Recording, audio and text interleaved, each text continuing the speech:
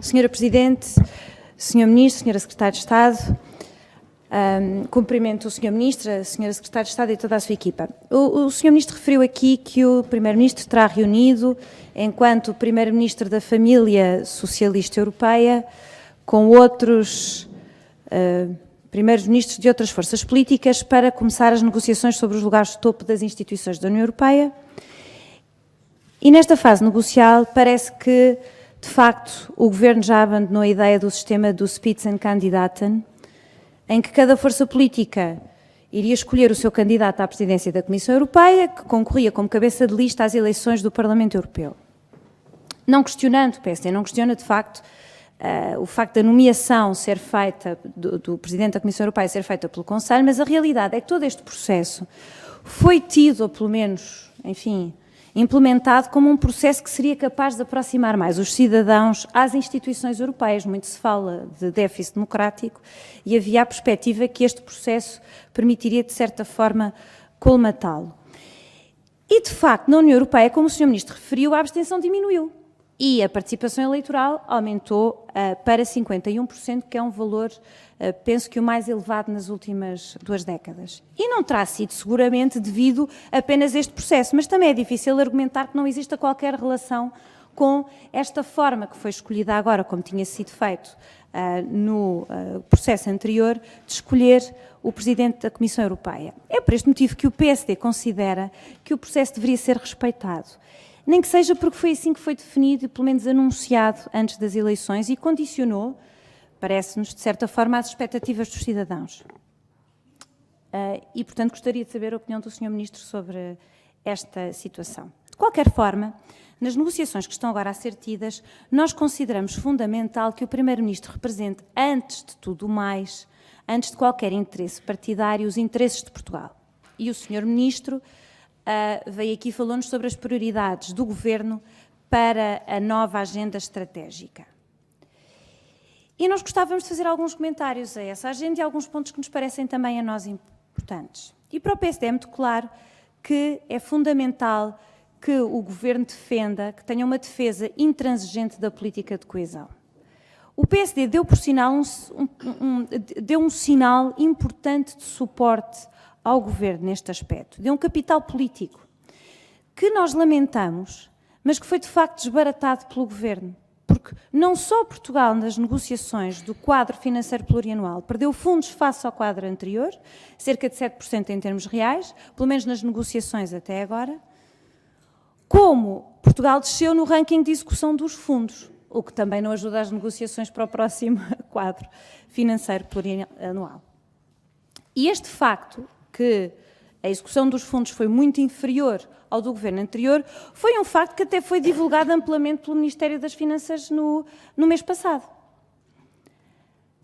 E, portanto, eu gostava de saber, Sr. Ministro, o que é que estão a fazer para alterar esta situação, porque ainda não é claro para nós que seja possível alterar esta situação e gostava de saber o que é que estão a fazer para reforçar a posição de Portugal neste aspecto.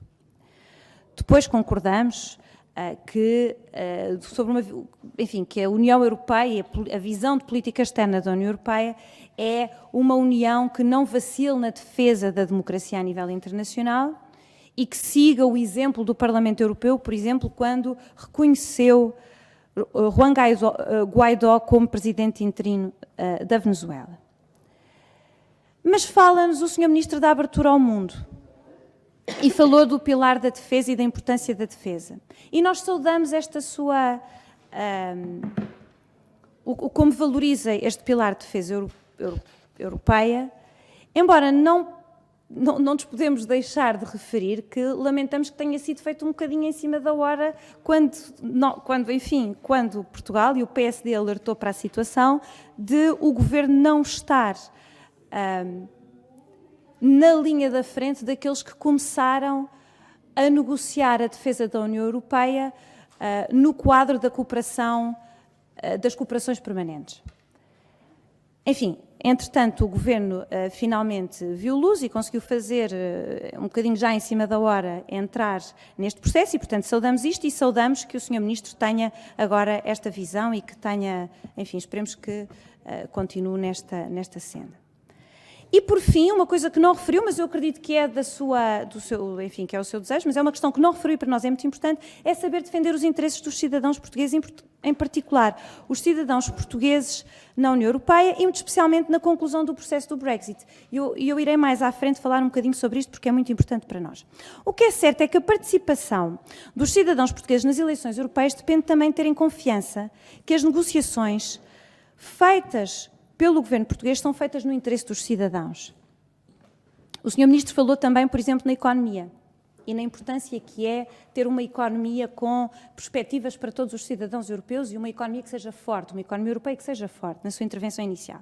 Ora, o problema que o PSD tem é que quando olhamos para a atuação do governo em Portugal, vemos que não tem qualquer espírito reformista que nos permita fazer face aos desafios tecnológicos, de robotização, etc. E, portanto, vemos com alguma dificuldade como é que o Governo... Bem, esperemos que defenda, de facto, mas não tem grande exemplo a dar nessa área e, portanto, era útil que começassem a pensar um bocado uma visão mais reformista da economia, que até agora, de facto, não tem existido.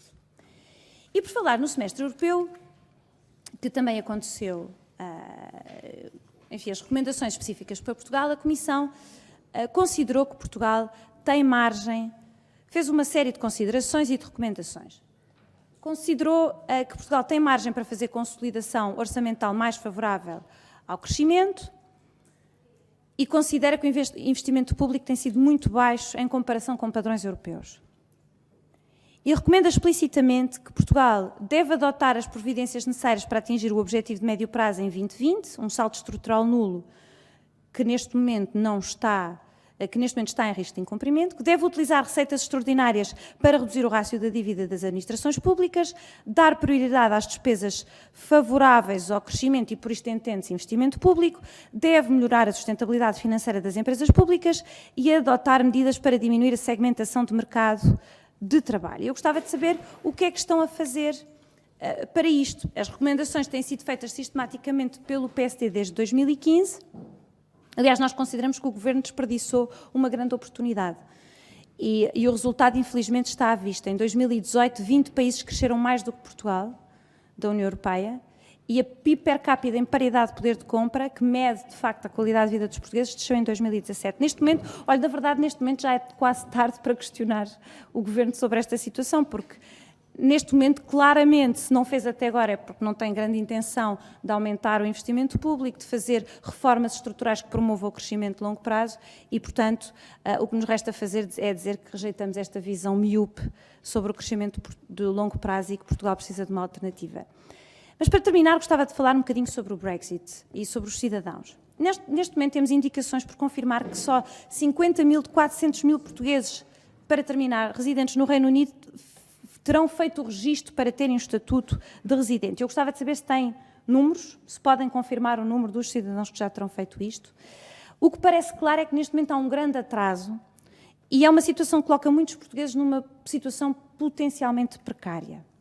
Nós sabemos também que o Governo destacou funcionários do quadro interno do MNE para o consulado, que é uma solução temporária, provavelmente mais cara. Para concluir, e para concluir, nós temos dúvidas que esta solução seja uma solução suficiente, mas sobretudo que sirva para colmatar o atraso brutal que ainda existe. E, portanto, as perguntas, porque é que só agora é que se começou, de facto, a fazer qualquer coisa, sabendo que o referendo foi em 2016, deste risco que existia sempre, e o PSD tem alertado há imenso tempo para esta situação, e se tem previsto mais algum plano de reforçar a capacidade no sentido de recuperar o atraso. Muito obrigada, Sra. Presidente. Muito obrigada.